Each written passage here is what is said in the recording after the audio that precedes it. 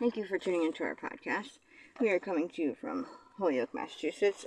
I am your host, Carrie, and joining me is Holyoke's very own local historian and creator of the historical tours of Greater Holyoke, Robert Comu. He offers both public and private tours, as well as presentations of the local canal systems, reservoirs, cemeteries, and churches, as well as various parks and streets in Holyoke, South Hadley, and Chicopee, Mass. Now you actually lead these tours and give these presentations yourself, is that correct? That's right, and this one's in a very obvious place on the third level canal. And today he'll be educating us on the Riverside paper mill. So, where are the two mills of the Riverside paper mill located? Okay, the Riverside is very easy to find. You drive Eastern Cabot Street downhill, going over the Willamette Bridge, and before you start over the third level canal, you look to your right and left, and those are the two Riverside paper mills, number 1 and 2. Number 2 is still there and has his name on the top of it, so you can't miss it. And number 1 looks just like it. It was a lot older, but it used to be right on the right. So it's easy to find this location. Obviously, it's used third level canal water.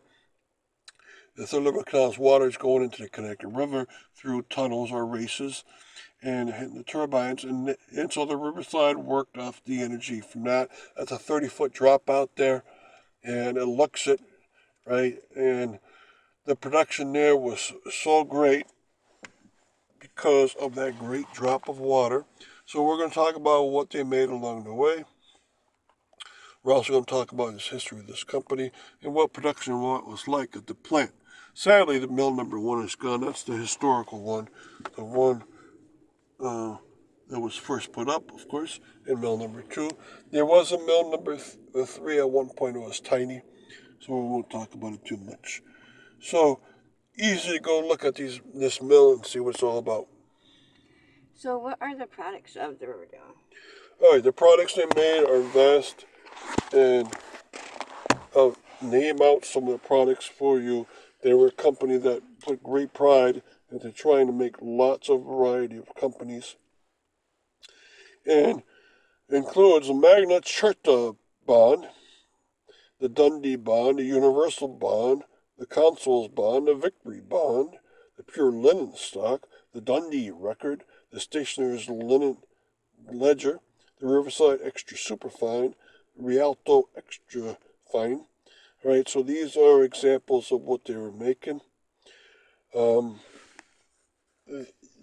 company wants to put out different kinds of paper, different quality of paper, and you got to sell to so many different uses and end users across the world that you have to be ready with different kinds of paper, and that still happens.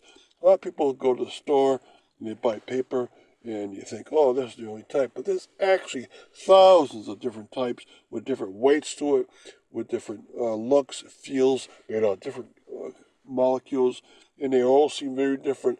And there are people that want that different kind of paper to use. And so, quickly before we continue with the rest of our interview, just to fill our listeners in, if you want to find out more information or sign up for any of his various tours, you can check out his website at holyokecanaltour.org. And there he has both videos of the various stops along each tour and also past and present photos of the historical sites throughout as well. And if you're interested in setting up a private tour, you can email him directly at bobcat4214, capital B, at yahoo.com. And they are perfect for fun and educational outdoor activities for the whole family or for your group parties, especially those special occasions and get-togethers. And they are also good just for getting outdoors for the day. So getting back to our interview, what is the history of this company?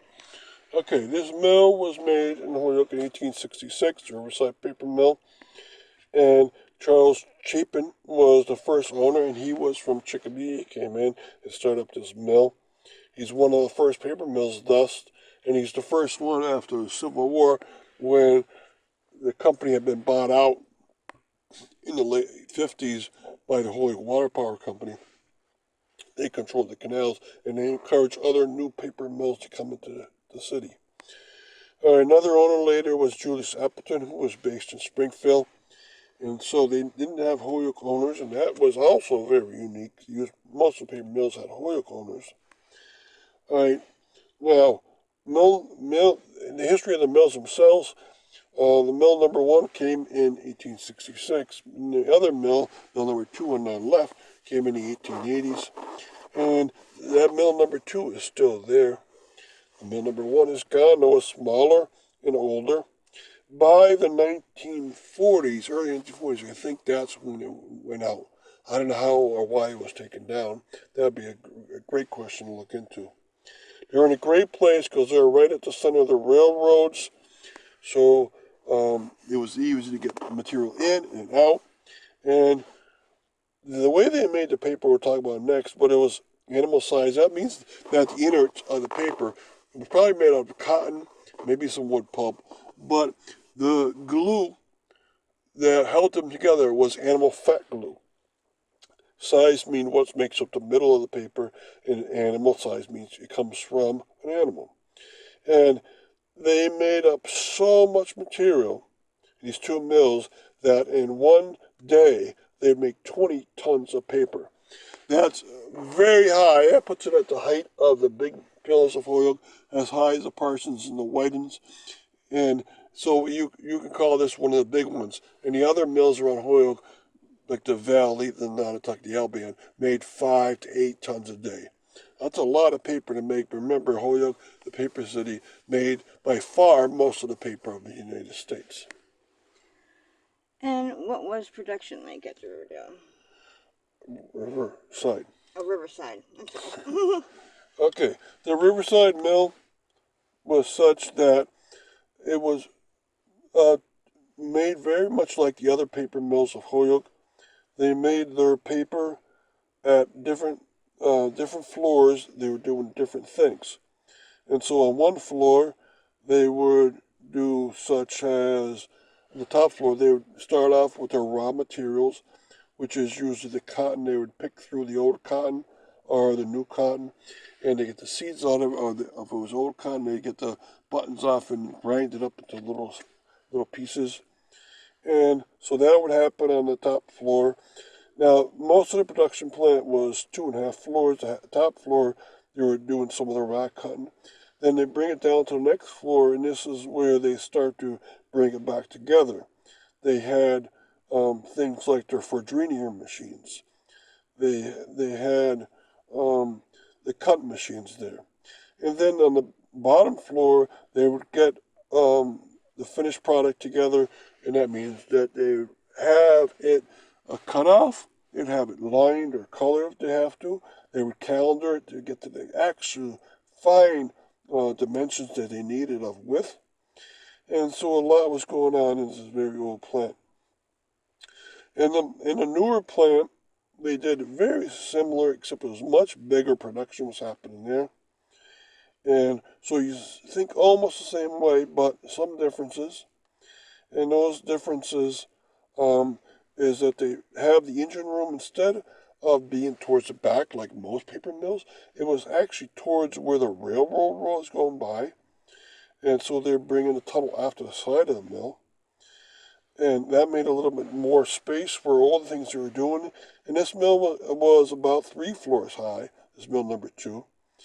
And the upper floors, they would do similar things. They would have some of their storage and go through the material to make sure it's fine. And then the floors coming downwards, they would do things like beat it by rotary things, machinery. They were trying to get it ready. They would start to dry it off a tiny bit. And then in the first floor, they would do a lot of their calendar machines on it. They would dry it out a little bit more, put lines and colors on it. And then in the basements or in the side rooms, they'd have storage places. So it was a great production, vast. And you might think that this bigger mill probably put the smaller mill number 1 out of business, because they said, why don't we put all our business into the larger one? And paper was starting to shift to different places around the country. So that might be the reason why that happened. So, thank you, Robert, for educating us on your tours. And again, we want to thank our listeners for tuning in. And you can also tune into a large selection of our other podcasts and much more at his website. Again, that's holyokecanaltour.org. And again, if you want to set up a private tour or inquire about anything else, you can email him directly at bobcat4214, capital B, at yahoo.com. And be sure to check out his upcoming 2024 season tours and